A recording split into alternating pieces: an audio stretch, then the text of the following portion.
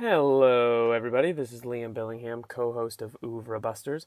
Before we jump into this week's episode on Joel Coen's The Big Lebowski, you might notice that this week's episode sounds a little different, at least this intro. And that's because, for reasons that I won't get into, but they relate to vomit, I do not have access to my recording equipment, and I'm currently standing in my closet recording on my iPhone. So there's that. But you might notice it's not too bad. It doesn't sound great. But I wanted to do this to encourage you to please record a voice memo and send it to oeuvrebusters@gmail.com about this episode, about your thoughts on The Big Lebowski, about our thoughts on The Big Lebowski. This is one of the more popular, this is definitely the most popular movie we've ever talked about.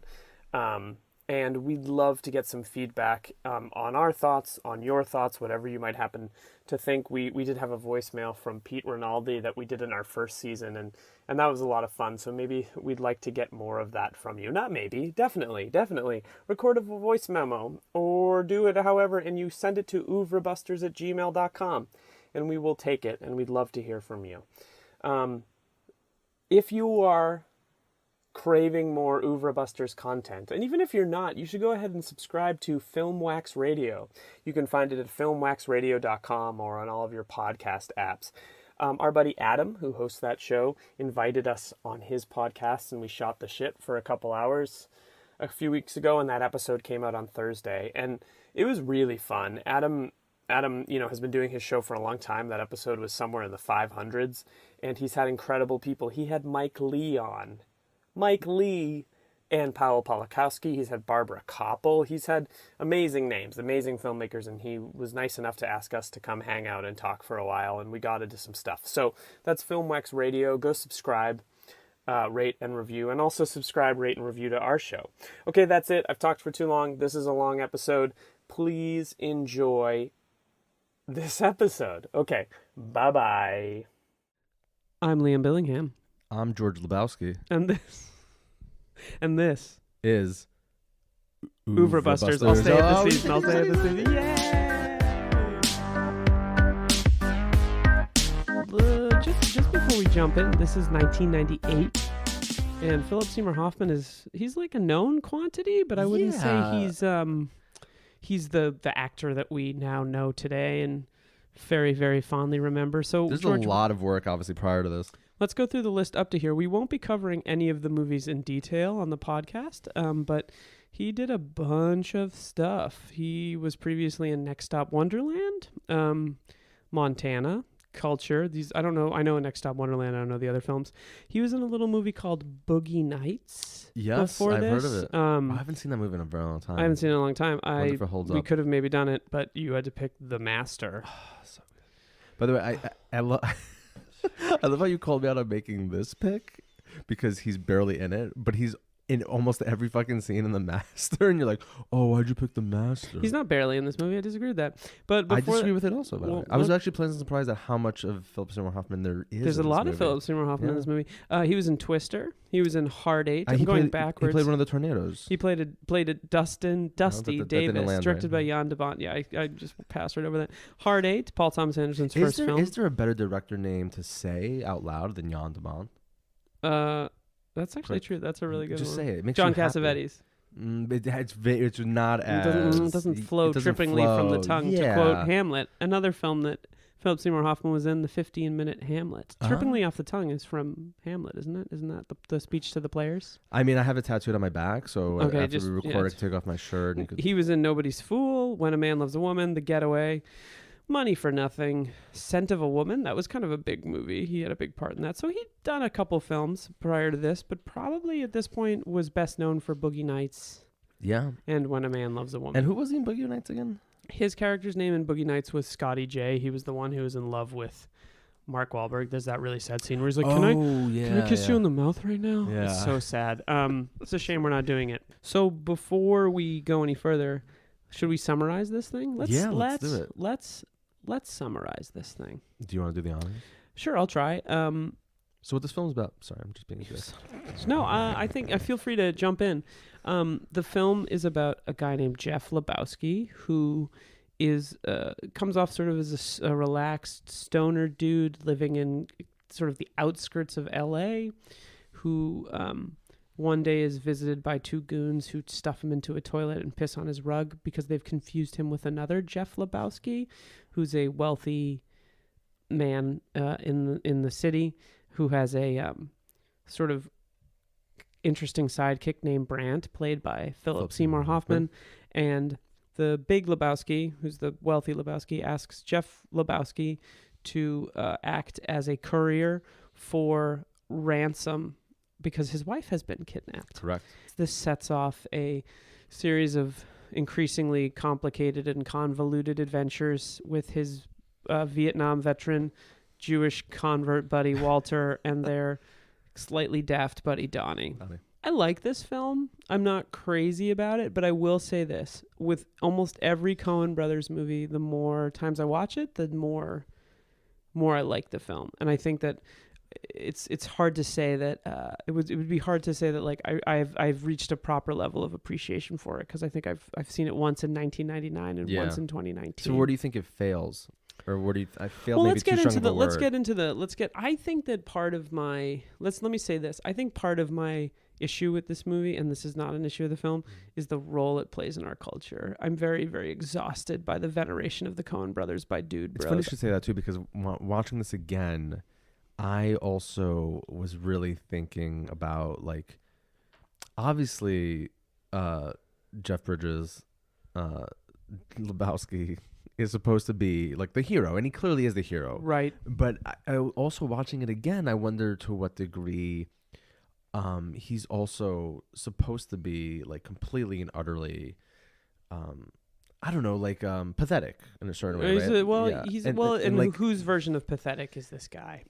What do you mean? Well, I think that speaks to the politics of what the right, movie is about. Yeah. And I wonder, like, to what degree are we supposed to also be critical of him, because he does represent, and obviously a failed like new left. Right, exactly. But this film is fucking amazing. It's good. Yeah, I don't think I'm as crazy about it as you are, but I think it's why do you love it so much? Just it's. I mean, okay. Well, first of all, because I read it as an allegory for how horrible American politics is, which pretty much is what every film noir is fundamentally about. It's about the massive crime that is America, and I don't think it's a coincidence that this film begins with the tumbleweed, that it begins with all like the cowboy shit. Well, it's interesting that it's a cowboy storyteller, like the iconic American image as a storyteller is pretty interesting. And about like the expansion west, and you don't have like the manifest destiny. Yeah, exactly. You don't have like the expansion west without having obviously like the Indian wars and genocide of the native populations, the indigenous peoples on this continent. Nothing that the movie talks about at explicitly. all. But well, it does. Of course, Los Angeles by itself is an example of manifest destiny, totally. Right? But also it does in Vietnam, which is of course all over this film. Oh, of course, that's a good point. So it for me, Vietnam not the literal genocide of the American. Correct. Yeah. Are you guys laughing yet? Yeah, this is going to be a really, really light episode. This is a dour episode. So that stuff, obviously, the fact that it takes place during the Gulf War, very prominently takes place during the first Gulf War. All of that shit, like this film is completely and utterly about American imperialism, and also about the failure of the '60s to kind of stop that American imperialism. I think it's just about a bunch of dudes bowling and hanging out. And getting high. Let's talk our way through the movie, and let's It begins with tumbleweeds. It begins with a slow pan up to reveal Los Angeles, and then a tumbleweed travels and travels and travels and you until hear the sultry voice of Oscar nominee Sam Elliott, playing a cowboy, telling us the story of the dude. Quickly, better mustache, Sam Elliott in this or Seymour Cassell in Minnie Mouse? Seymour Cassell forever. Correct. Yeah, that mustache. So the first scene of this movie is the first real scene of this movie is in a supermarket, and Jeff Lebowski, played by Jeff Bridges, in a really great performance. Oh my god, amazing! Is buying cream half and half for his Caucasians, his white Russians, and the narrator has already brought up that this is the Iraq War, the first invasion, I think, is happening. So we're talking like 91, right? 91, yeah. 91. Yeah. Which is also interesting, by the way, to think about, like, this film was only made 7 years later, and to think about, like, what it means in the sense of, like, oh my God, prefiguring What's to come? Bush the second. Yeah, it's kind of like it knew what was gonna happen. It kind of does. Yeah, and I wrote this as a question, like why mention Iraq? Because again, I didn't remember that, and I haven't seen it in 20 years. Yeah. And the last time I saw this film was before 9/11. Yeah, far more innocent times. Far different times.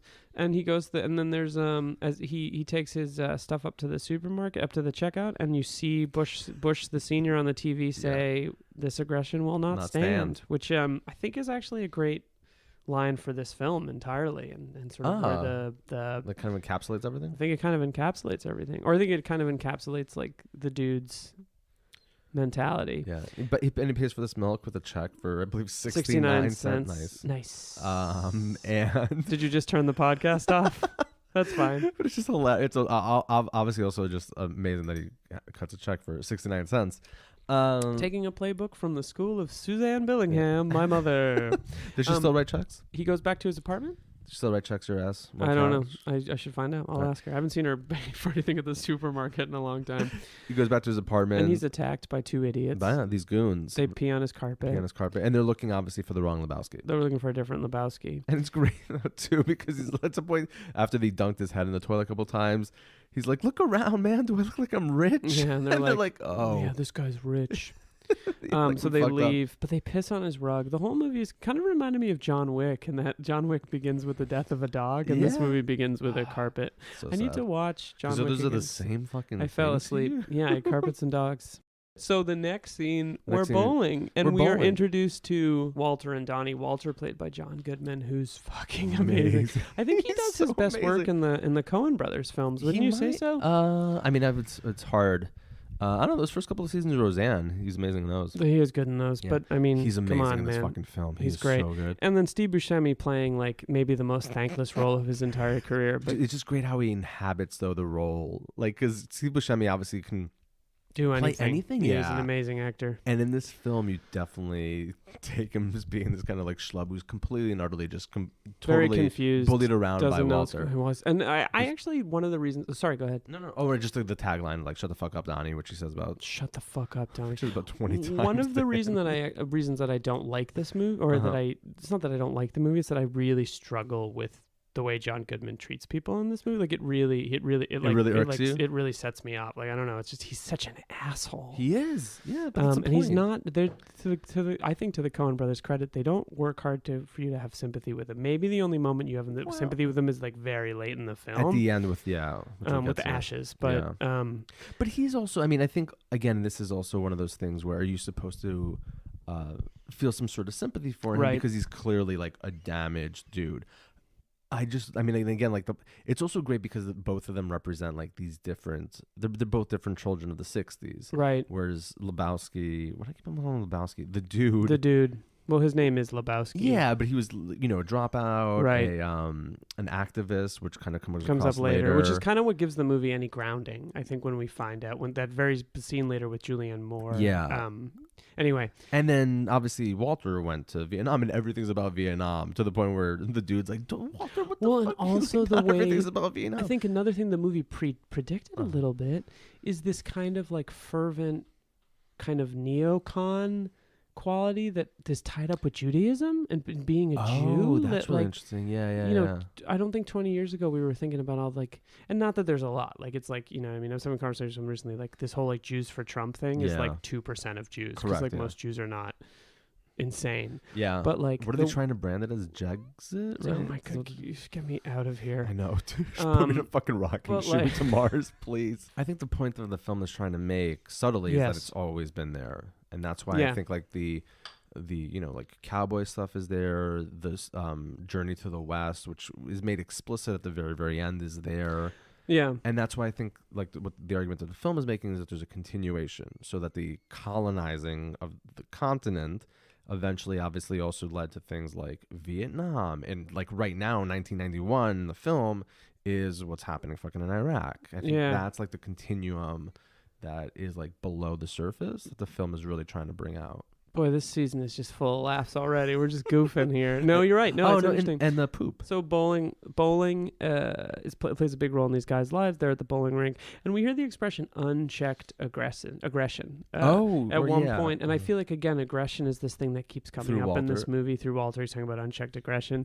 The dynamic between these three guys mirrors the dynamic of 1998's basketball, and I'm not kidding. Donnie's a little bit of Squeak. And Coop is a little bit like the Big Lebowski, like Jeff Lebowski, and of course you have a little bit of Doug Reamer in Walter. Well, of course, definitely. Of course, no, I actually literally wrote down kind of like basketball. Fuck, marry, kill. Walter, Donnie, the dude. Go. Fuck the dude. No, marry the dude. Kill Walter. Yeah. Fuck Donnie. I would do the other. I would kill Walter, marry Donnie, and fuck the dude. Oh, that works. Yeah, that works. That's a pretty good answer. So then the next scene is basically they're giving him a hard. He's like, oh my god, they pissed on my carpet, and he goes looking for the actual Lebowski. And we're introduced to Brandt. Played by Phillip Seymour Hoffman. He's the Big Lebowski's assistant. I was actually really he's actually the first one we see before we see the actual Big Lebowski himself. But it was funny because when I picked this film, I think we said it during the draft too, where we're like, oh my god, or you said it like Phillip Seymour Hoffman's not in that movie. Yeah, well, and I was really actually pleasantly surprised that he was in it for more than 30 seconds. I breathed a sigh of relief that his name came before Fleas in the credits for this movie. But he was also on the first multi-cast member page, and I was like, so it's interesting to think like he'd made Boogie Nights, but I feel like you don't like he's remembered for Boogie Nights only in retrospect. When that movie came out, the big thing was who's this Paul Thomas Anderson guy? Yeah. Wow, Mark Wahlberg, Heather Graham. Just being like, a movie star and kind of, like she was kind of like the it girl for a while. The return of Burt Reynolds. Burt Reynolds, right? So, and I don't really think anyone was I think Phillip Seymour Hoffman has just given like a really sturdy performance in that movie. Correct. He wasn't what the movie was going to be. He hadn't gone on to become Phillip Seymour Hoffman. Right. So, and we're doing Happiness next, which you've seen.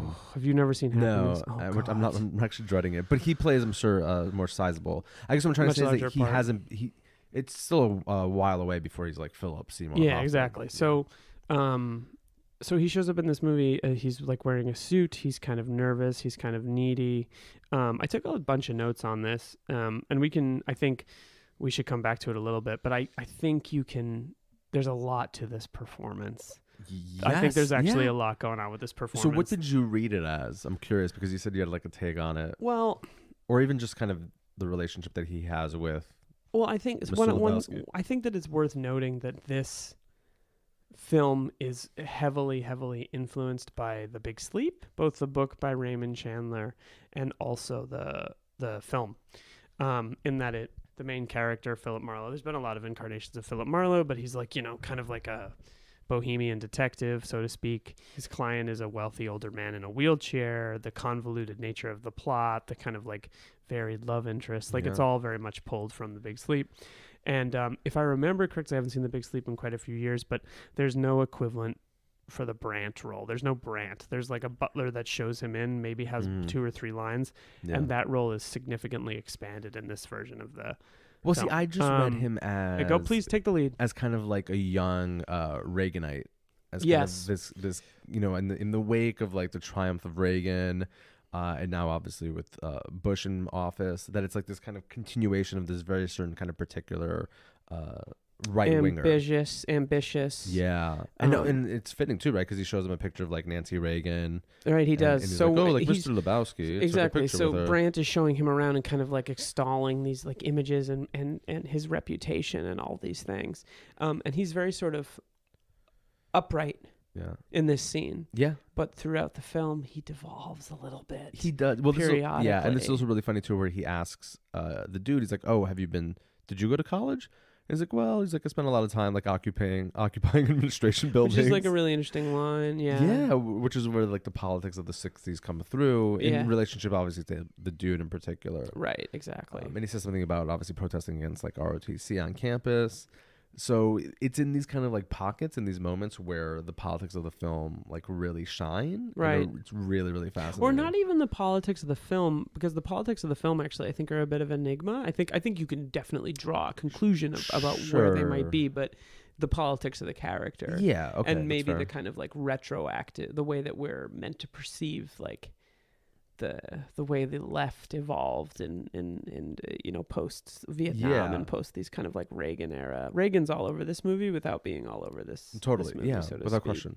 And that's when you then meet. So he walks in and he has like his conversation with the Big Lebowski. Big Lebowski, played by David Huddleston. The Who's an recently actor departed David Huddleston. Oh, really? When? 2016. Bummer.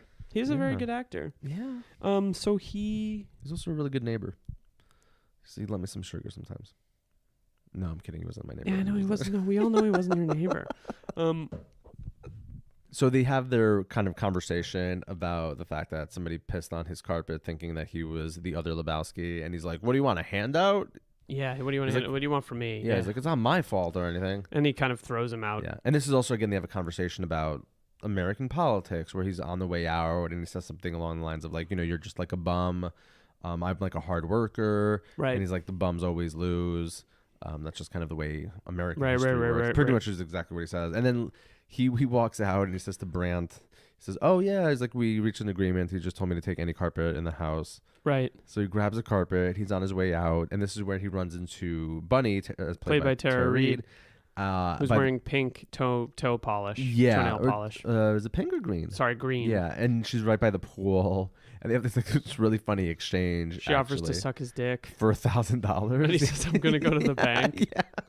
And Brandt is there. He's very uncomfortable. And very uncomfortable. So this is. Yeah, go ahead. No, please. No, just the way he laughs, the way like Phillip Seymour Hoffman uncomfortably laughs. So this is the first time, and I think this is really, at least to me, key to understanding his character, that he calls the dude. Oh, he's like, okay, dude. Okay, dude. And like his line reading is key to understanding who their character is. Yeah. Because he's a Reaganite, but he also has clearly lived in the world of bro. Like he knows, he says dude so differently than he says. Yeah. He'll be like, yes, of course, dude. Like it's a completely different character for those little bits of moments. Like he's so comfortable being like, yeah, dude. It's like a little bit of like a wealthy, moneyed kind of like, I hate to use the comparison because it's like a little belittling, but like he's a bit of a Brett Kavanaugh. Oh, he is? No, totally. He's a bit of a Brett Kavanaugh. And like this is the Phillip Seymour Hoffman is smart enough to know that that's who that guy is. This is the kind of guy who like parlays again this internship, or this gig that he has now with the Lebowski to being like the head of a nonprofit the Rand foundation, Corporation? Exactly, Rand Corporation, or the Rand Corporation. But like he's the guy that like knocks his way into $180,000 like job at 27. More. You know what I mean? Like, doing really awful things around the globe. Right, long term. Yeah, exactly. That's in the name of American empire. Yeah, exactly. And it's a smart enough performance that like. You can see like people don't take jobs like this without being ambitious. I mean, he's also veers on the side of caricature earlier in the film than anybody else does, and I think that's significant because in the second hour things really become a little more ridiculous in this movie. Totally. But he's very like very like too much. Like very the way he handles Tara Reid's like overt sexuality and kind of like California. Like what's the word? She's kind of like a ditz. She's a ditz. Like a valley girl. Like a valley girl, and he's very uncomfortable with her like aggressive sexuality. And also, by the way, let me just briefly say this is another great thing about this film because we mentioned film noir about how it combines genres in a way that I think if you described it as like it's kind of like a film noir meets a cowboy movie meets like a stoner film. Like if you describe that movie, you would think it's going to be the biggest piece of shit ever. And the way they successfully pull it off is another thing that I fucking love about the this acting. film. I mean, it's such a strong acting movie, and it's such a strong. Yeah, I mean, these guys really they know the Coen brothers are good at movies. They're good at movies, yeah. So we get out of the scene, and then we're back at the bowling alley. Of course. And this is the first time we really see how unhinged Walter is because he pulls a gun on Smokey. And Smokey, yeah. Who's another bowler, and because Smokey oversteps past the line a little bit and wants his 8 points. If he does, right? Obviously, we don't see him. We don't see what happens exactly because they're playing like a tournament game.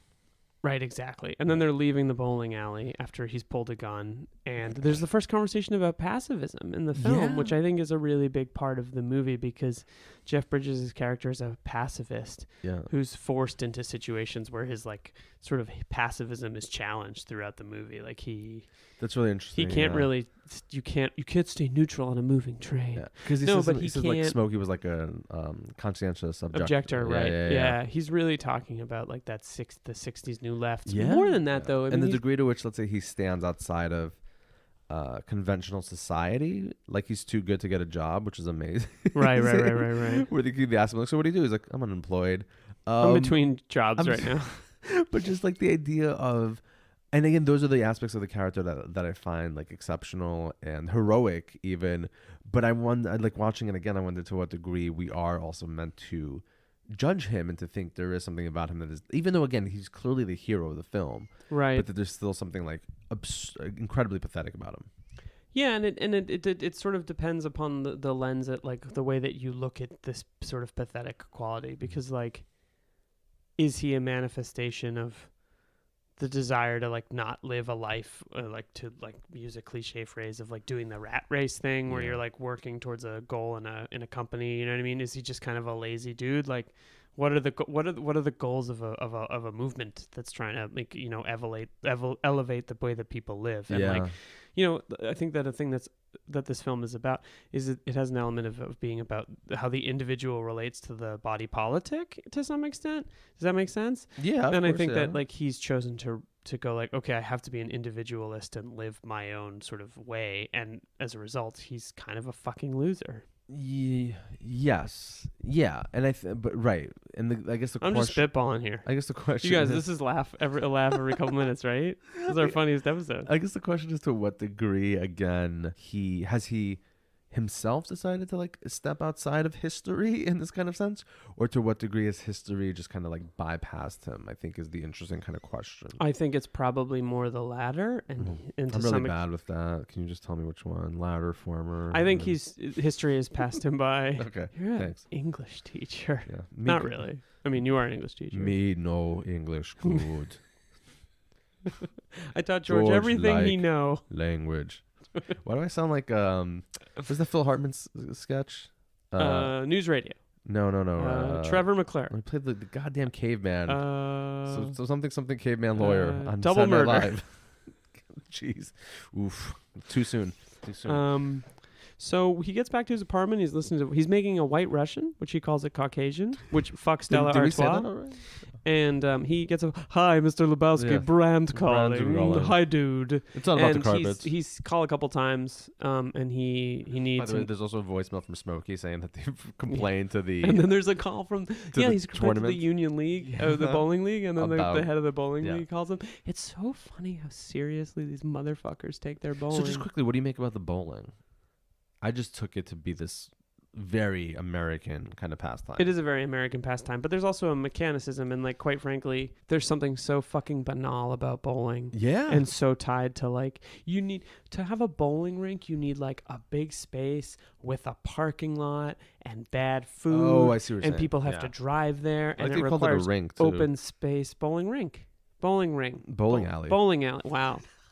Look how in touch I am with my common man. You know what's funny too, because I was listening to one of our earlier episodes and we were trying to describe the action of tossing a bowling ball. Yeah, that's and we're like, what do you do? You roll it. You toss it. You strike it. You lance it. You definitely lance it. No, you have to have this kind of like wide open space. The sprawl. And the sprawl is America. And the sprawl doesn't like... Again, we are so funny on this episode, but it speaks to like a different kind of America than the America that like people that live in urban settings live in. You know, it's a very bowling.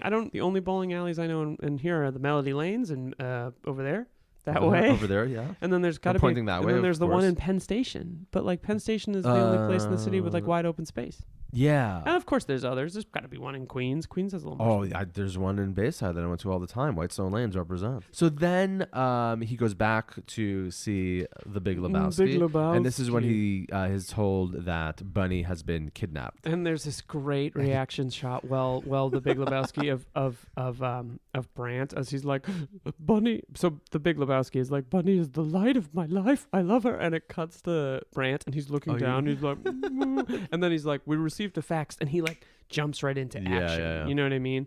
And it's just a great. It's again, to speak to your point of like the young Reaganite, like that's sort of the fakeness of feeling, or the kind of like he's sort of playing at being emotional. Yeah. It's interesting. No, totally. Yeah. Kind of an interesting moment in the film. So Lebowski's going to act as the courier. He's gonna drop off the ransom, and then he goes back home, and again he's jumped again. Yes, he is jumped by two other goons who you haven't seen before, and he's knocked out, and his rug again is taken. And this is also when he has it's a great shot. Yeah. So we see two goons. We also see Julianne Moore. Also interesting to watch Julianne Moore in like 1998. Such different performances. Like I think she's amazing in this film. She's amazing. So Hello, I'm Julianne Moore in this film. Father. That's it's like doing a disservice. But I don't think she gets offered those roles anymore because she's, it's just, she's not doing the same level of. Well, there's a certain kind of quirkiness, obviously. I don't think she can take the kind of risks. That's a risky part to take. Also, not a great part for Lady in a lot of Coen Brothers movie, and this is not. I don't think this is like the best. I think this is pretty like. Do you think it's like sexist? I don't know if it's sexist, but I also don't know if it's the most like interesting part to play. I don't know. But she's playing this like this is another great part of the film though, where then it turns into this kind of satire on the art world. That's true. It is a nice little satire. Like she's not the only one obviously being made fun of. If she no, was that's the true. only one being it is made a bit fun of a satire. Yeah, that's true. But and she also is fucking amazing because she's like, all right, you just fucked me. I just took your sperm. I don't need you. I'm just gonna have a child. Yeah, that's true. I mean, that's true. And also just the way she's like, I don't want a partner. I just want a child. No, that's true. I guess you're right. Yeah. I'm gonna cut all that out. So and this is also the first fantasy sequence too. It is a fantasy sequence where he pictures her on a magic carpet, and he's like flying through the air. Yes. Right. This is it. Yeah. And it's just great because again, it's another absurd, like surreal touch. There's a couple of really weird surreal touches in this movie. Just a couple, yeah. And And then we get to the next scene, which is one of two very brief appearances by John Turturro playing Jesus. Playing Jesus, you're right. Funny to think that I don't know if John Turturro would be allowed to play this part 20 years on. Like correct. The kind of like because he's very stereotypical he's Latino character. Latino, yeah. I don't know if you noticed the name of his co-bowler, Liam. Oh, I did not notice Liam. Yeah, his like chubby who says white absolutely guy nothing. friend is named Liam. He's like, me and Liam, we're going to kick your fucking ass. Right. And I was like, oh, thank you. There's one of the funniest exchanges in the entire film is in the scene. So Jesus is going to play a bowl against these guys in the league, and he comes over and he just like plays like the macho guy. Yeah. But then he walks away, and Goodman says he's a pederast, and I'm like, he's talking about it, and then Steve Buscemi kind of like comes away and he goes, like, "What's a pederast?" And John Goodman goes, "Shut the fuck up, Donnie." I thought you were gonna say the line where John Turturro says to him, he's like, "Hey, if you try to pull that gun shit on me," he's like, "I'm gonna take that fucking gun. I'm gonna put it up your ass, and I'm gonna keep like pull the trigger until it goes click or something." Yeah. Oh, he's so good. So then after Turturro, so you hear his pager going off. Yeah. And you hear it going off, and then he's asleep on the floor, and he comes to, and there's two goons and a Julianne Moore standing over him, and they punch him in the face. Yes. And then he has the fantasy of her with the carpet, right? Is that what it is? Yes. Right, yeah, exactly. Yeah. And then we hear the pager going off. He's laying on the floor, and we cut to him walking down a hallway. You see how I emphasize the cut with the of course, walking down the hallway with Brant, who's giving him instructions. This is when he's got this. He goes, "Her life is in your hands, dude." Yeah.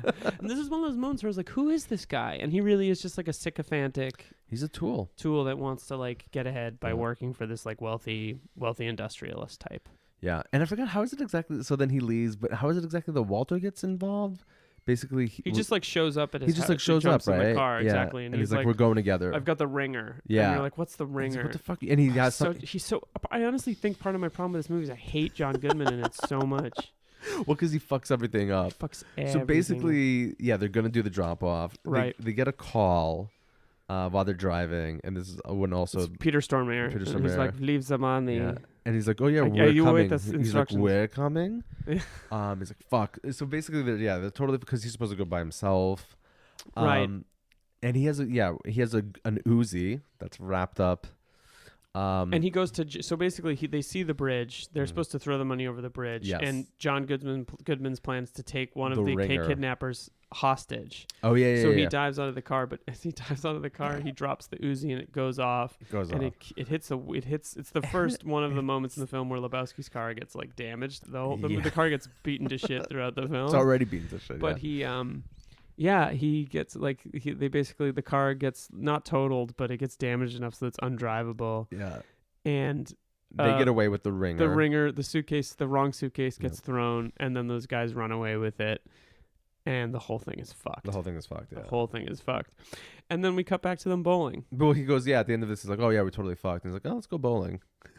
Right, exactly. So they go bowling again. And this is an interesting moment. And now, by the way, now just to set up the scene, right? The money is technically still in the car. Yes, the money is still in the car. The real suitcase is in the car, which which is parked outside the bowling alley. Yeah.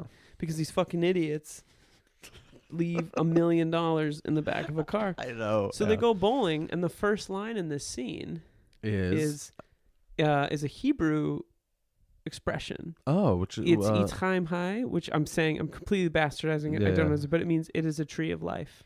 Ah, wait, what's the context of it? They're bowling, and just John Goodman. Yeah, John Goodman just says it. Yeah, because John Goodman's character is Polish Catholic, but has converted to Judaism. Which we don't find out that he's ex-wife. converted till later. Yeah. It is a tree of life. If I remember context-wise, it's kind of just like one catastrophe before, like, you know what I mean? It's kind of about, and then he's talking about how he can't play on Shabbos, which is hilarious. Yeah, it's hilarious that he can't play on Shabbos. And Donnie's like, "What's that, Walter? Shut the fuck up, Donnie." And then they go outside, and the car's gone. And the car's it's been stolen. So he calls the cops, and the cops show up at his apartment.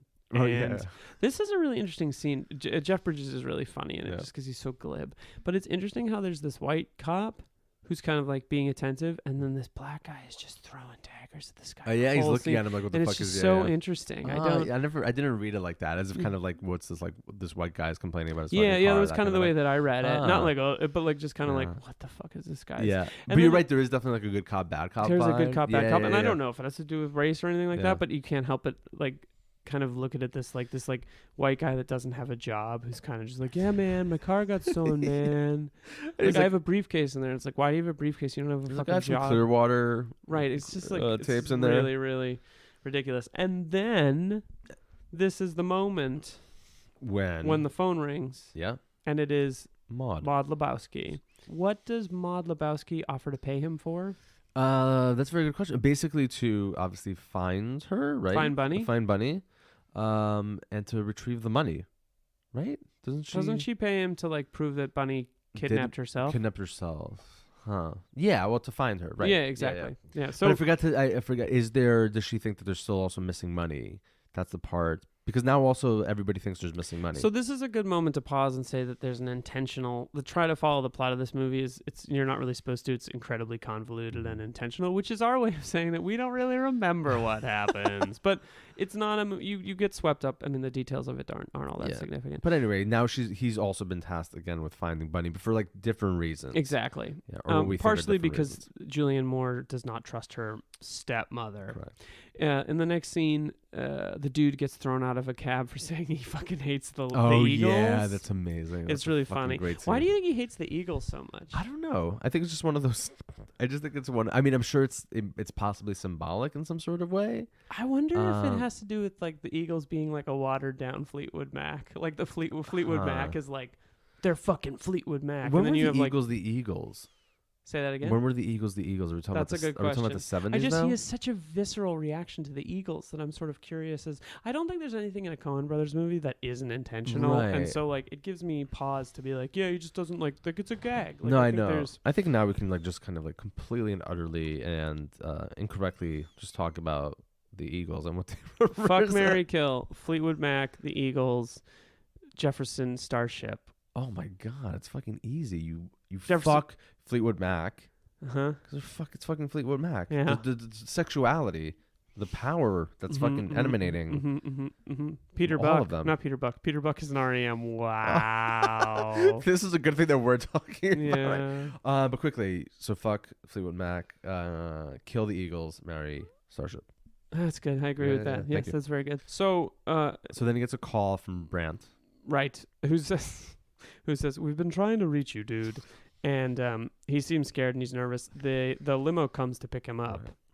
And they And- show him a severed toe. Toe. And that And it- toe, we believe, belongs to Bunny. Bunny. But it actually because it has really- green It's toenail toenail polish. polish, yeah. But it actually belongs to a fairly famous pop singer, By the name of Amy Mann. Amy Mann. Okay, That I is was Amy like, Mann. yeah, it is Amy Mann, Yeah, which I wow, thought was so yeah. great. I was like, oh, Amy Mann, I Yeah. love this. It's so funny. Wow, that's right. She's Yeah, in the 'cause gang you only of see German her nihilists. once or Yeah, twice. we just see her once much later in the film. diner. So after finding the toe, yeah, he ends up at a diner, and there's a nice moment to pause and think about how this is another movie, another interestingly, like, no, obviously not a John Cassavetes movie, but another movie that kind of deals with L.A., but not L.A. as like Hollywood Mecca, but L.A. as like urban sprawl. Yeah, yeah. And kind of it's just not like- it's not a sexy version of LA. No, it's not sexy Right.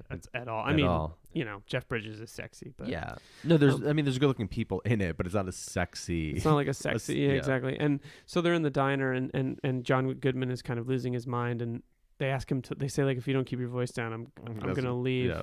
Or I'm gonna ask you to leave. And he kind of flips out and like is like, yeah. What does he say? Like, He's I fought in Nam for my right to like To- be very to loud or be something, very- yeah, or like your exactly. right for like and the dude free speech. leaves, and Goodman's like, or Walter's like, I'm gonna stay, and he like drinks his I'm coffee gonna and finish looks my around. coffee.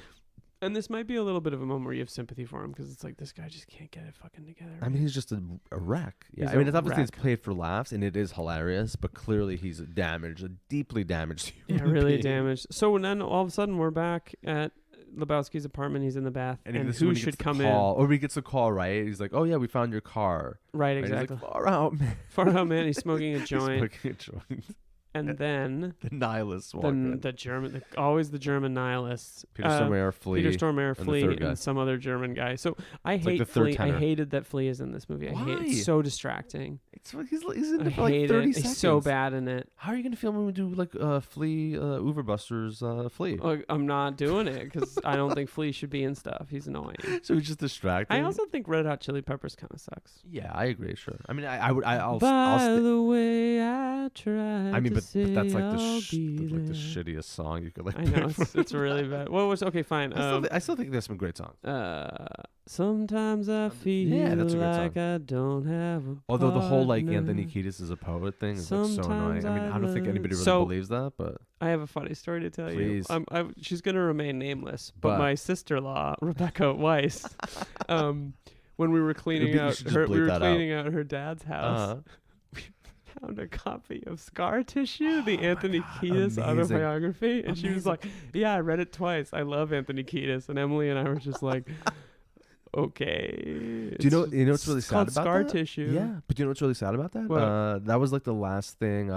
Norman Mailer ghost wrote that, and then he died, like a couple of You're weeks. fucking. with Yeah, I'm me. fucking with you.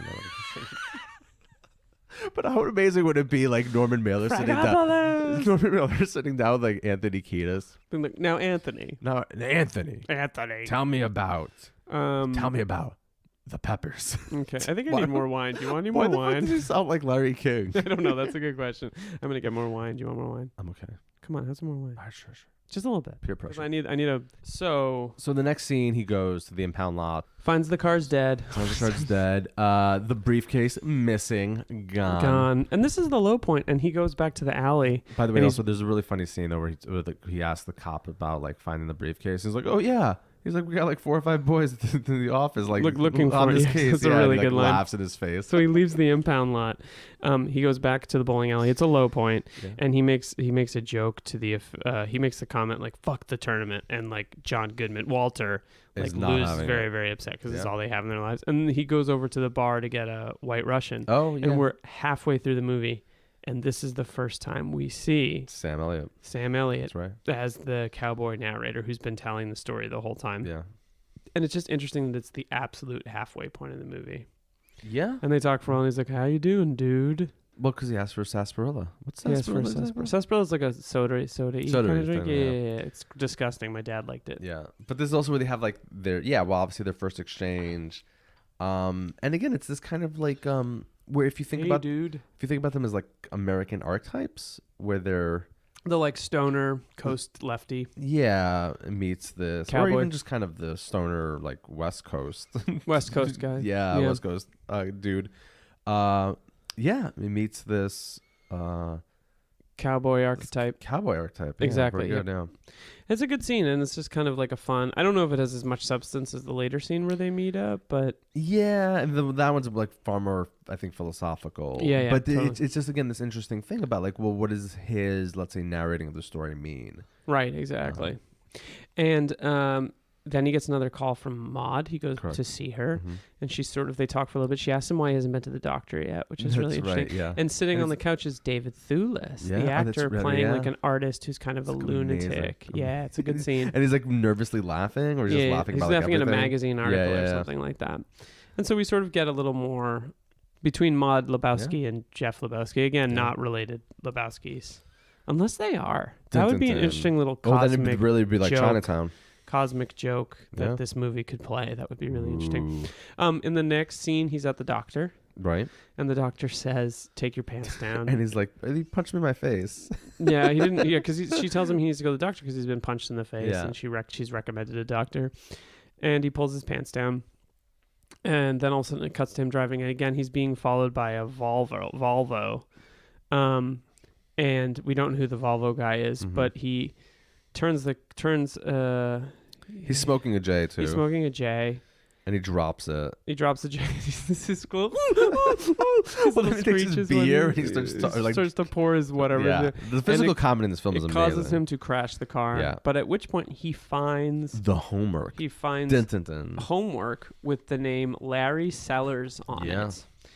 And he makes a connection that this is obviously most likely who took the car for the joyride. And also probably stole the money. Also, immediately after this, he goes to his landlord's dance show. Oh yeah, what fucking hilarious! Which is hilarious. Which is kind of, it made me think of La La Land. Because she does her little play, like she does the thing that no one would ever do, which is like writes a one-woman show in LA and manages to get like people to go to it. But like there's like 4 people in the audience this thing, and it's like awful and it's embarrassing. But it does kind of speak to the end of like a counterculture kind of movement. Like in LA, it's just kind of like, look at this weirdo landlord doing a show that like 8 people are at, and like it's so pathetic and so sad. It is, yeah. And I think that it just kind of, I don't know, it's like people do wacky things to express themselves. They do. Yeah. I hope you're enjoying this podcast. Dun, dun, dun. And this is also where, like, again, Walter kind of he comes also to the one-man show, and they have like this really funny exchange. Shut the fuck up, Donnie. About kind of what they're gonna do, right? Like, we're gonna go over there, and we're gonna like, we're gonna see this fucking Larry Sellers kid. Walter finds out who he is. His name is Digby, and he wrote several episodes of a TV show. Right. Well, his dad. Yeah, the dad. Larry's dad. Dead. Yeah. So he assumes that something's going on there. So they drive over to the house. And this is one of the greatest scenes. It's brutal. It's like almost unwatchable. It's so upsetting. Yeah, because the guy in the iron lung. You mean that part, or what happens afterwards? The part with this, like, the car. How awful John Goodman is. So they go. It's just upsetting. So they go to the house, right? And they ask to see the kid. The dad is in an iron lung, and apparently, like Liam said, he is this writer for what you assume again, a TV show. A TV show that was clearly a Western of some kind. Yes. They go in. They try to Larry Goodman. John Goodman tries to talk to him. Right. Obviously, the guy's not responsive, and then the kid comes down. It looks like the snottiest fucking Yeah, like it brat. just sits there, and they sort of like egg him on, And they started interrogating. but they can't get him. anything from him. He's like a Zen master. What's amazing is he doesn't break at all. He doesn't break at say all. anything. Can you imagine what shooting that scene must I have been know. like for that kid? Because John Goodman is terrifying. So good. John Goodman's kind of like, you know what happens when you fuck someone? And he goes outside with a crowbar and beats the shit out of a Corvette that he assumes The kid bought with the money. bought with the money. Which, like, how stupid are these guys? So he smashes the car, and there's all these great cuts. The Coen brothers edited this movie, as they do all their movies, under the pseudonym Roderick James. Ooh, I did not know that. You did not know that? Yeah, they edit all their own films.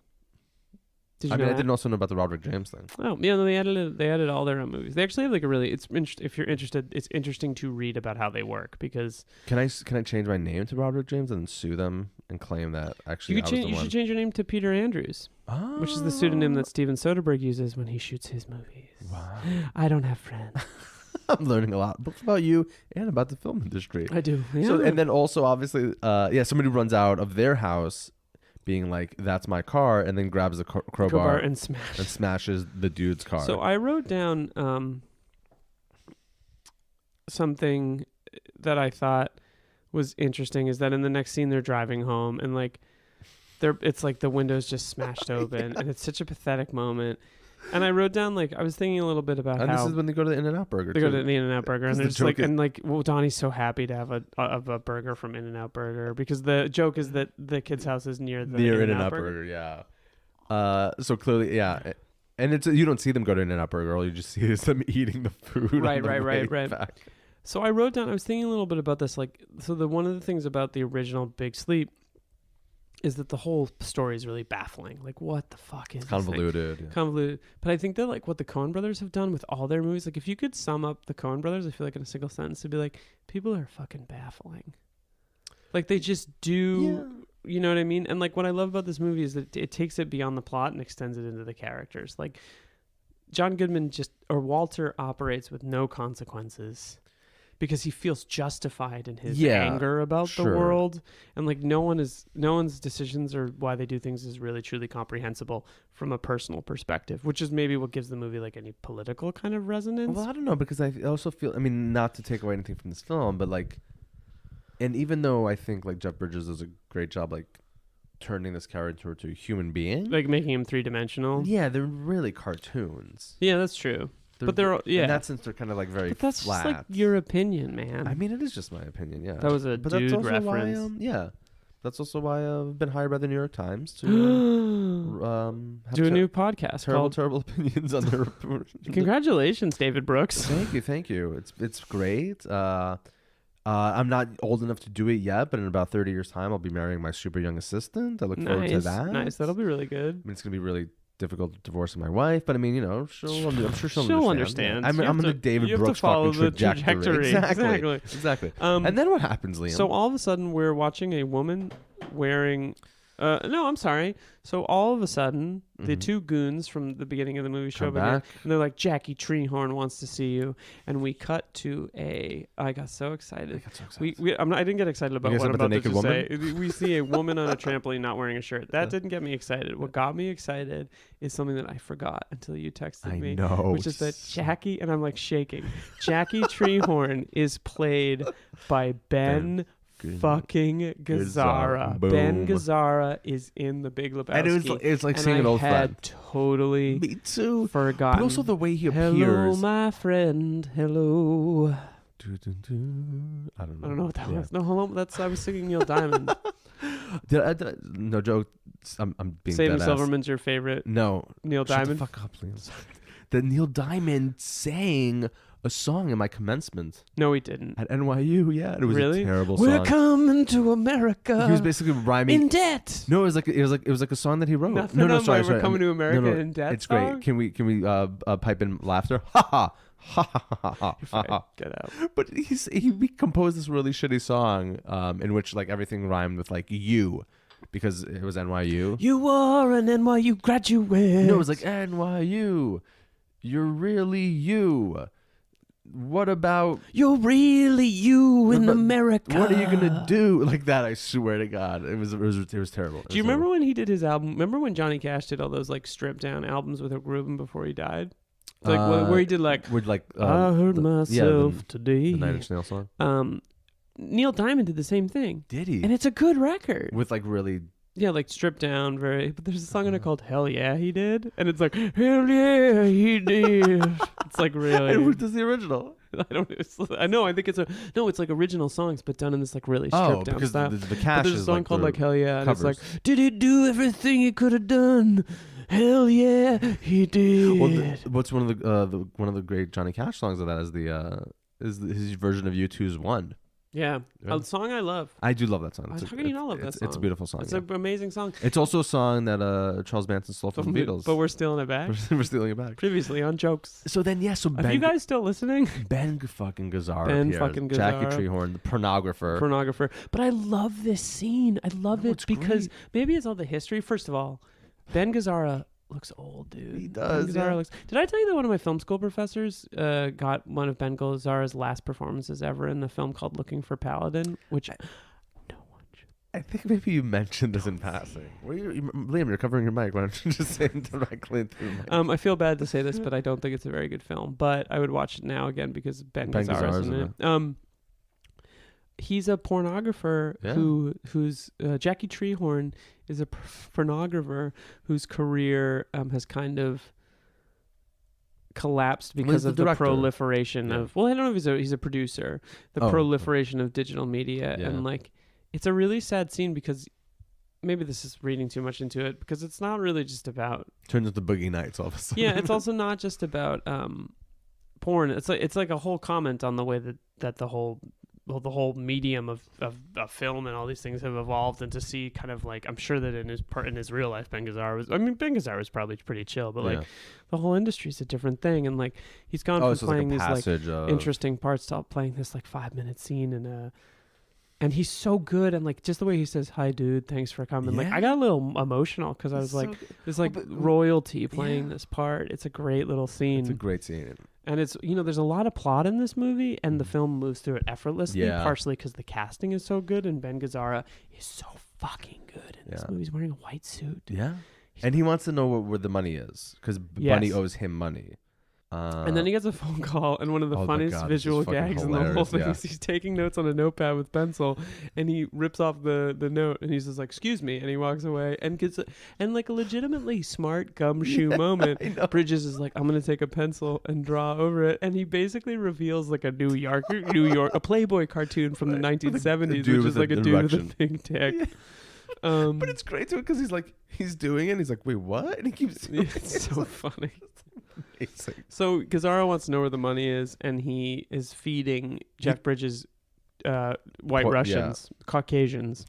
And there's a nice. He drops the Kahlua, and there's like a really classic cut to the Kahlua glass, like a very like nice reinforcement of the fact that it turns out the drinks have been poisoned. It's just like a classic film moment where the glass hits the ground. And he tells him that the kid has the money. Right. He's like, your money's being held. That's not a good Jeff Bridges. By Larry Sanders. Give me my 10% finder's fee. Larry. And then they go looking for Gary Shandling. Sellers. Oh. And they're like, "Where's the money?" He's like, "I don't know what you're talking about." I don't know what you're talking about. Yeah. And then he wakes up in the police station. He wakes up in the police station, but he has a gutter ball fantasy before that. Oh yeah. This is the big one where he's sort of gutter ball fantasy. He comes to, and he's got like he's dancing. Yeah, it looks ridiculous. And then there's a Greek figure that's Julianne Moore. Well, I was gonna say Wagnerian actually. It is Wagnerian. Yeah, she has like it's very operatic. But she's wearing like the sandals and the sort of like I'm misremembering the horn. Yeah, exactly. Yeah. It's Wagner. Well, you've just seen some Wagner. I have. Just pretty fancy. It's in the mind. And they're I am a member of the upper crust of society. Oh God! And they sort of dance for a while, and then he goes down he gets bowled down the bowling alley, and he flips over, and he's looking up the skirts of these women. And he has like a Looney Tunes kind of smile on his face, and then he wakes up in a police station. He has a great scene with the Malibu police, chief of police, who's like, "Listen, Lebowski, I don't like your kind. I don't like you. Get your fucking ass out of my town. And then hits him in the face with his shoe. Was it his shoe? No, does he throw the cup at him? He throws his coffee But what cup. does he say? He says something to like obviously piss him off. Oh man. Yeah. It's something you're like, you got a jerk off face. Like, Yeah, you got a jerk off. I don't like your jerk off face, your Yeah. jerk off attitude, and I don't like you jerking off in my district in Malibu, California. I forget exactly what he says That's back. so funny. And he throws the cup in his face. Oh shit! This is when he gets thrown up by the cab This driver. is when he gets thrown up by the cab driver. Oh yeah. no! Because that's how he gets. That's how he gets. We don't know what happens in this. It's alright. We'll just edit it out. You're like, it's fine. And then he gets. I have to edit this thing, George. I have to edit it. And this is We're at an hour 24, George. This is when he gets in the cab And he gets thrown out. I took a note, and then Bundy goes, as he gets thrown out of the cab. I took a note here. I wrote, And Bundy America passes is by. an aggressive place. fuck yeah, it is. Mm-hmm. The only thing that isn't American about this film is that like the only person that I think brandishes a gun is Walter. I'm gonna go beyond saying that it's about like the decay of American politics, or like the American politics defining the country, and just say that like there's something about the American psyche that this movie reflects. That it's a fucked up, aggressive. Well, that's what film noir Culture. does. Yeah, Yeah, that's true. That's what it really, and also to some degree, any good I think cowboy or western film does. Right. Well, it deals with the like inherent trauma baked into the landscape of the Right, yeah. American Psyche? continent and psyche. Yeah, of course. Yeah, But you it can't does talk it in about a- America without talking about genocide. It does it in like a very easy, goes down easy kind of way. Well, because it's humorous, it's absurd, it's surreal. It is good. It's all of those It things. also has and like it a works really well. engaging story and character and cast. So wait, on the car ride back, this is also where they pass Bunny on the Bunny road. passes by and Yeah. she has a tow. And she's singing Viva Las Vegas. And he gets back to his place and his apartment's been ransacked. So Yes. things are not going well for Jeff Yeah. Lebowski. And this is when Maud shows up? So, and this, Maud is there and she's like, make love to me. Make love to Make me. love to me, Jeffrey. Make love to me, And Jeffrey. they do. And Did you this see the mo- director's cut with the hardcore? Oh, man, the triple X scene. Here? The there's Triple a X. hardcore version of this film that features a scene from Triple X starring Vin Diesel. Vin Diesel shows up and is There's like, an "What ex- can I do?" There's an extreme sports scene. Wait, is this what year is Saving Private Ryan? 1997? 97? I think so. Okay, so he's already appeared in something. No, Vin monumental. Diesel was like an actor by this point. Yeah, he You know was. what's but was he funny? The Vin thing about Diesel, Vin Diesel is that like his career could have gone a different way. Like he was in Yes, he Saving could have been Private like a Ryan, serious actor. and he's a good actor. He's Yeah. not a bad actor by any stretch. Well, I mean, he can act. yeah, he can act. He was also in the legendary Boiler Room, also with that is a good movie. Isn't Isn't it? Is it a good Giovanni, movie? I've never seen it. I've seen it. I liked think it's it like a when I was like brotastic movie. 15. So they make Did you love. say brotastic? Yeah. You're really shifting in that seat a lot, man. It's Sorry, gonna be I'm all over the microphone. Just trying to get really comfortable. So they then make love. What love? And this is also where, again, he mentions another so she says, aspect of his identity. Tell me about Tell me yourself, about yourself, Jeffrey. And he makes reference to, he was one of the original writers of the Port Huron Statement, which I didn't know what that was. Did you know what it was? You know, it's so funny because I'm not going to... It's so funny, I did. No. I'm not going to mention the podcast, but I listened to a podcast about a week or two ago that did mention it. So it was like really eerie that it came up in the film. Yeah. So what did you find out about the Port Huron Statement? Well, I very, very broadly, I think it's worth talking about it in two ways. That he was one of the original writers He of says the the Port original. Huron Statement. Not the second watered down version. And not the second, which is significant. And Yeah. also he mentions that he was a member of the Seattle Seven. Mm-hmm. So if I'm simplistic about this and like the broadest of strokes, it seems like the Pure Huron Statement was like a call for non-violent civil disobedience. 1962. 1962, and that later some of the original writers kind of disowned it and said like it's impossible to agree with everything we said in that statement. And then the Seattle Seven was like again militant, right? Or was it- militant non-interventionist though, in the sense Non-violent. that non-violent interventionist. So like again like a sort of radical kind of pacifism. Yeah. And parts of that, I think, right, then like splintered and turned into the Weather Underground. Yeah, exactly. So we get the sense that this guy was like really believed in a cause and was a big part of the New Left. I don't really know like if there's a relationship between this Port Huron Statement and things like what was going on at with Marcuse at the University of Madison and stuff. I don't know if there's like a connection to that kind of stuff at all, but I wish I knew more about that history. I don't know much about it. But it is, at all. again, interesting to think about like the document in 1962. Well, obviously, we're manifestos still in involved general. in Vietnam, but not to the extent that we would be later on in the Thanks decade. a lot, Yeah. LBJ. But it's interesting to like think about again how like that this moment like happened.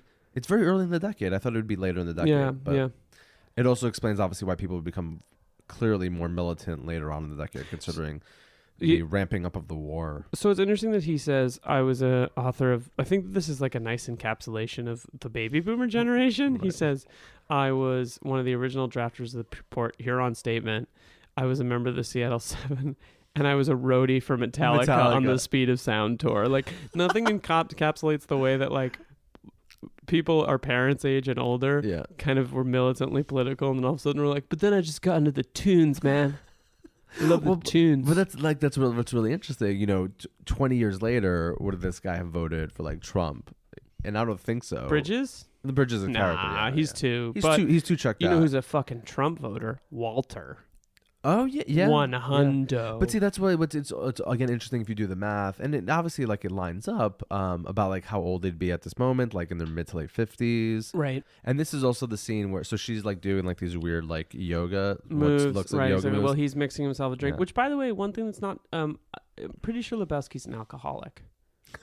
He drinks. Yeah, he drinks so much in the movie. Yeah, but again, like he's just like such a cartoon. I just think it's interesting how he's fine, okay, but like if this was like a John Cassavetes film, yes, he'd have like it would be clear that he's an alcoholic. I just think that we talk a lot about all the potheads in the movie and potheads. Oh, I just like to say potheads. It's more fun.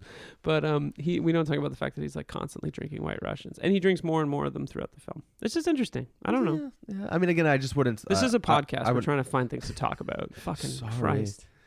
We've only been recording for an hour and 45 minutes. We're an hour and 90 minutes. We're going to edit a lot of this out. Oh and so this is, and then she basically says, like, I'm trying to get pregnant. He does the spit take. And she basically says, like, oh, calm the fuck down. Like, I don't need your help. Yeah, that's true. I'm going to take care of this baby by myself. The only thing that I wondered, and obviously I think, again, it might potentially speak to the politics of the film, is why a really strong, powerful woman like her would settle for him. Would bone down with Jeff Lebowski. Yeah, and we could talk about it because I have ideas about that. But this is so also... what are they? We're only at an hour and 30 minutes. Let's get into it. Let's really get into it. Well, I think fundamentally if you want to take like Lebowski's character seriously, that you would maybe consider that the child represents like a continuation or maybe perhaps a possible rebirth of any sort of kind of radical 60s-esque politics. So his kid is like a flower child.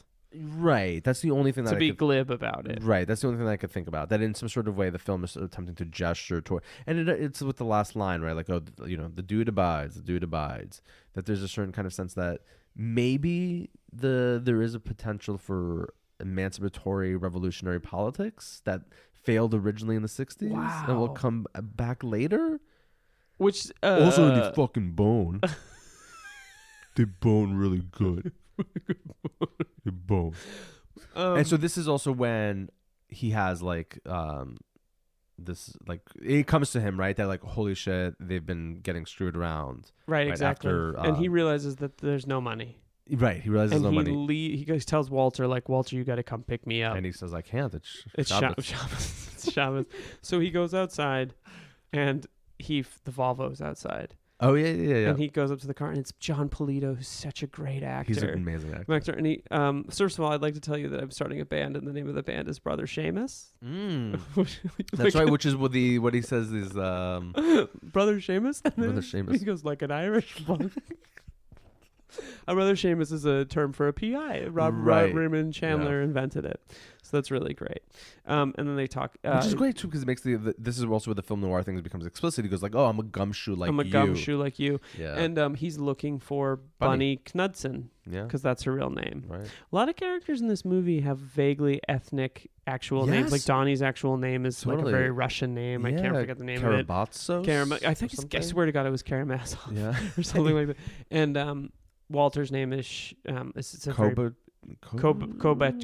or something. It's a very Polish name, and Lebowski is, you know what I mean? Like, there's a very clear kind of like interesting thing they do that. So Walter picks him up, and this Right. is also where where you find out Walter actually is not Jewish, that he just Right. converted because of his ex-wife. He just converted because and of they his have this ex-wife. really funny exchange about that, and the dude's Right. like, "Dude, you're not." He's like, "You're not Walter. You're not even. You're not even Jewish, and like you broke up, and you're obsessed with your wife. But this is also where the long history and potential like the Zionism thing comes back too, right? Because he basically says like there's 1,000, there's like Years between. Oh, it's so funny between like Abraham Moses and Sandy Koufax. Yeah, Moses and Sandy Koufax. Because like he's like I'm part of this huge long tradition. So interesting. Yeah, and it's really fascinating. Interesting. We then cut immediately to a diner, and we see the toe of the fourth German nihilist played by Amy Mann, and she's missing a toe. Yeah, and they're ordering pancakes. And they're all ordering pancakes, but she's ordering in German, which is fucking hilarious. Yeah, it's amazing. So she wants the pancakes. And I was like, And again, pancakes. Flea being super distracting. You're fucking in this movie. Oh, pancakes. God bless. So then they go to the Lebowski's. We go to Lebowski's. We're wrapping up. We're getting there. We're only at hour 41. Woohoo! It's gonna be an epic episode. And they basically confront them, and they're like, "Hey, episode."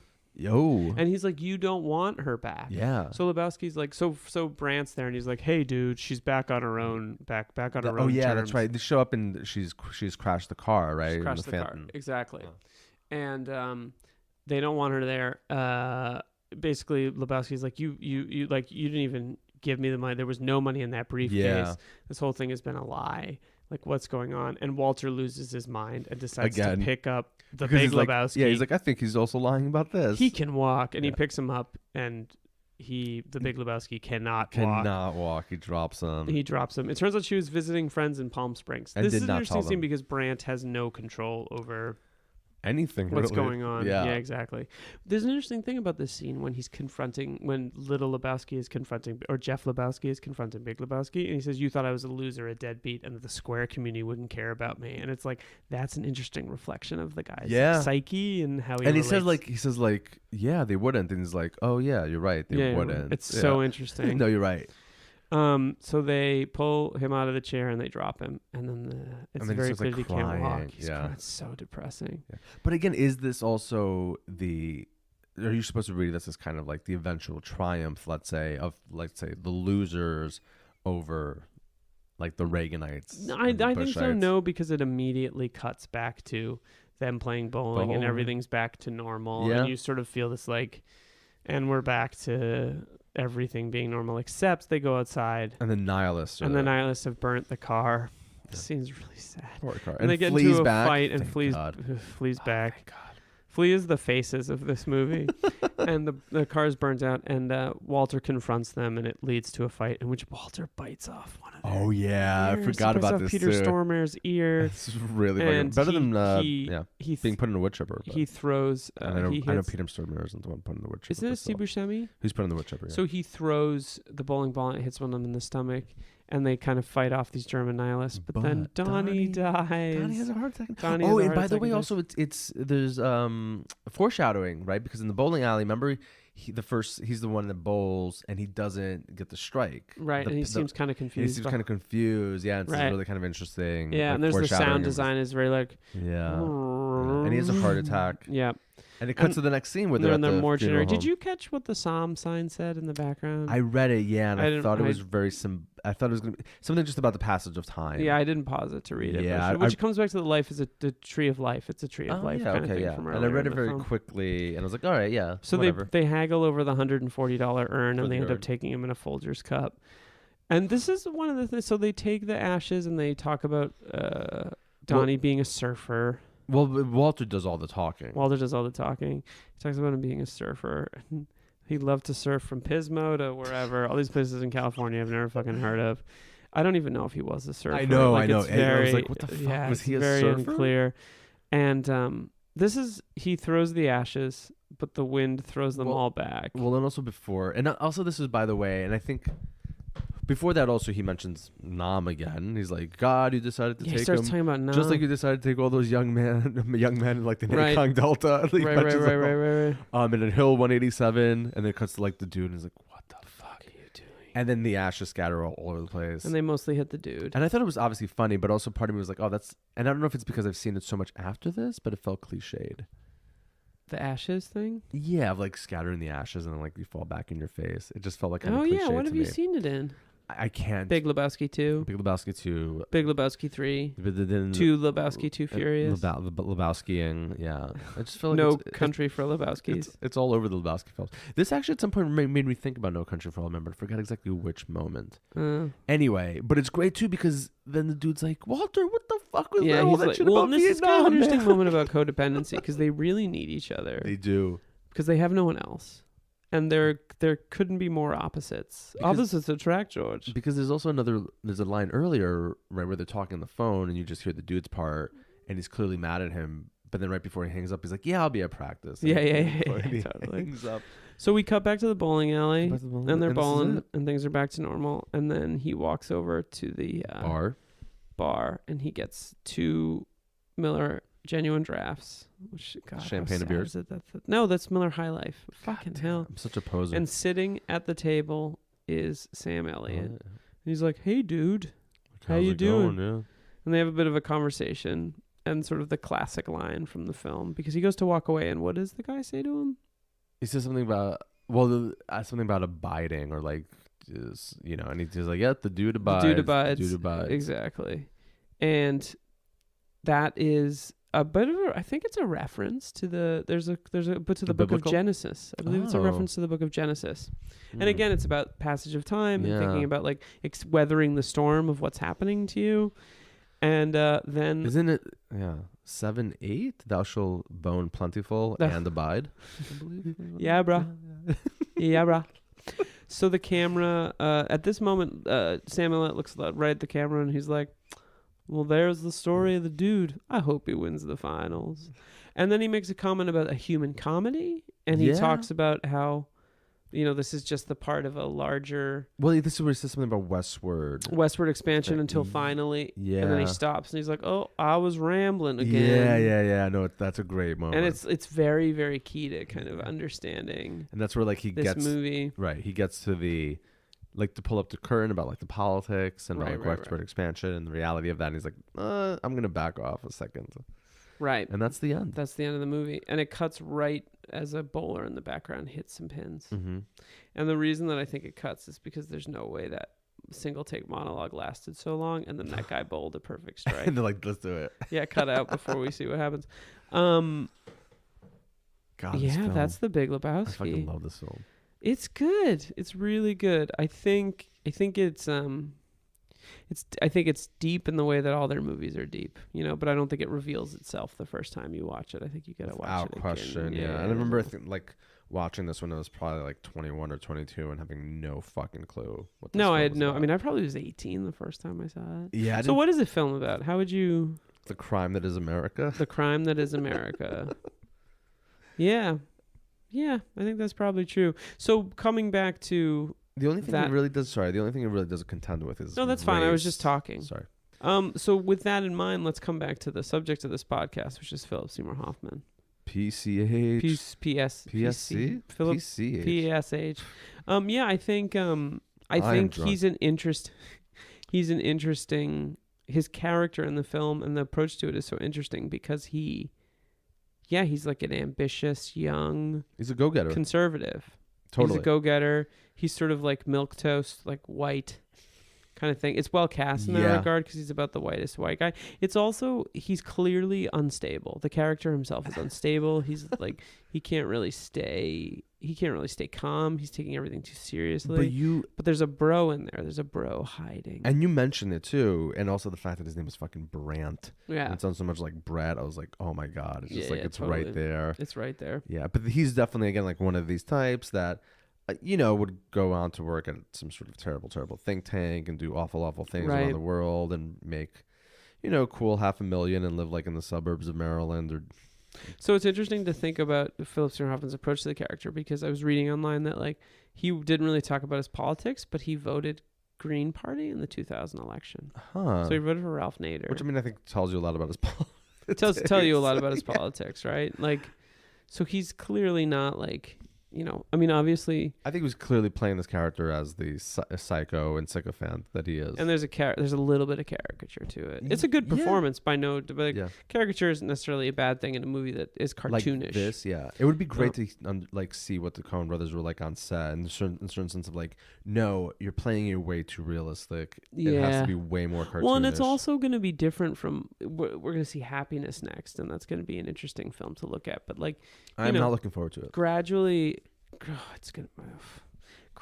I feel like he became known for being like, he's this sort of, some of his most celebrated performances, he's like an open wound of a character. Like he's very like, especially with Phil and Magnolia, and his character in Boogie Nights, and before the Devil Knows You're Dead, where he's this sort of just guy that feels and experiences everything and doesn't have a lot of control over himself, which then you contrast with something like fucking Capote or The Master, where he's so in control. But this is a good example of a performance where he's like nervously on the edge, but very very sort of restrained. So it's also, I feel like this is a good start to Phil, because he doesn't take up the whole film, but he's definitely present in the movie. in there, yeah, and it's great. I mean, any excuse to go back and watch this. Yeah, it's a great movie. I'm glad I did it. Well, let's wrap it up there. I'm Liam Billingham. I'm still George Lebowski.